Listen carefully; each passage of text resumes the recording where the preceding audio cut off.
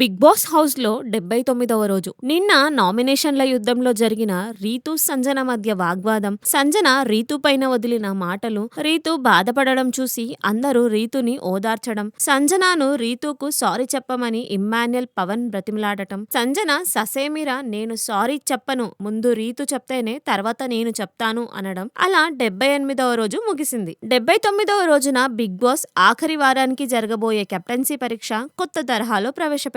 గతంలో జరిగిన big boss సీజన్లలోని కంటెస్టెంట్లను ఒక్కొక్కళ్ళని house లోకి పంపించి వాళ్ళని యోధులుగా పెట్టి సభ్యులకు వాళ్ళతో పోటీగా దింపి గెలిచిన వాళ్ళని కంటెండర్ గా ఎంపిక చేయడం. బిగ్ బాస్ హౌస్ లో గత సీజన్ కెప్టెన్ అందమైన ప్రియాంక రావడంతో హౌస్ లో అందరికీ ఆనందాన్ని పరిచింది. ప్రత్యేకించి ఇమ్మాన్యుయల్ కు. ప్రియాంక ఒక్కొక్క సభ్యుడిని పిలిచి మీతో నేను ఎందుకు పోటీలో పాల్గొనాలి అని చెప్పండి అంటూ ప్రశ్నించింది. అందరూ వారి వారి వాదనలను వినిపించారు. అయితే కళ్యాణ్ మాత్రం వాళ్ళ అమ్మ కోరిక మేరకు మరోసారి కెప్టెన్ అవ్వాలని, అందుకే నాకు మీతో పోటీ పడే అవకాశాన్ని ఇవ్వండి అంటూ ప్రియాంకతో కళ్యాణ్ చెప్పాడు. ఈ విషయం ప్రియాంకకు నచ్చి తనతో జరిగే కంటెండర్ పోటీకి ప్రియాంక కళ్యాణ్ ను ఎంపిక చేసింది. ఆ పోటీల్లో కళ్యాణ్ గెలుస్తాడు. కళ్యాణ్ కంటెండర్ గా నిలుస్తాడు.